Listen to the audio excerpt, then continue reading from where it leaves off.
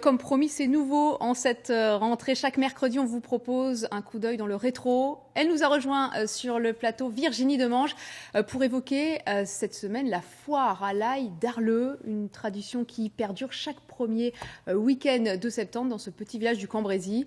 Moins de producteurs, mais toujours la même ambiance.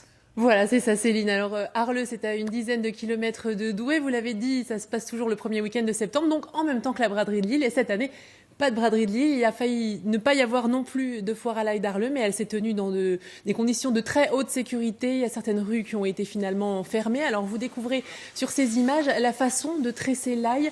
C'est comme ça depuis toujours. C'est une vraie tradition dans le Nord et dans le Pas-de-Calais, la façon de tresser l'ail.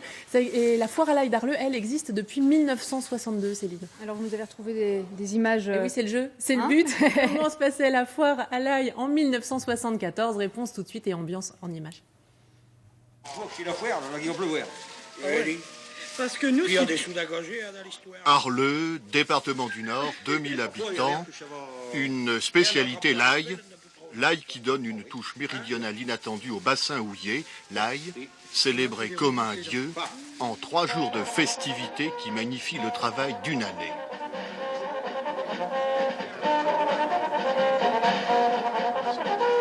Ici, je suis en train de bonjeter pour l'instant. Ça s'appelle bonjeter. Bonjeter. Oui. Je prépare des bouquets de 6 têtes pour faire les lias de 90 têtes.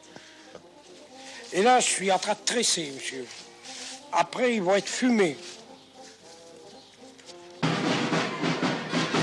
60 à 80 000 personnes accourent ainsi pendant ces 3 glorieuses rendre leur dévotion à ce petit dieu de la cuisine que l'on encense à l'instar de sa majesté, le jambon de campagne. Ça, c'est de la tourbe, l'extrait des marais, vous voyez? À l'extrait, on la tire et puis il faut la faire sécher, la mettre en moule. Vous comprenez? C'était énormément de travail à ça. Et cette chose est à faire toutes les 8 heures. Alors, après cette tourbe, on y met de la courte paille et de la sciure de peuplier.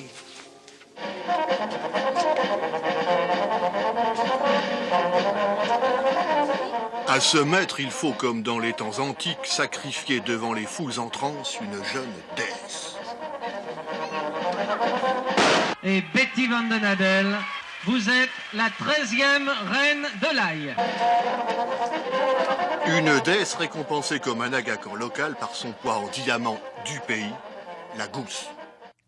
Alors Virginie, moi j'ai ma maman qui me dit toujours il faut manger de l'ail tous les jours, c'est vrai? Il faut manger de l'ail tous les jours, c'est vrai. D'ailleurs, Nathalie Turpin qui a sélectionné ces images a visionné des tas et des tas de sujets sur l'ail et la foire à l'ail.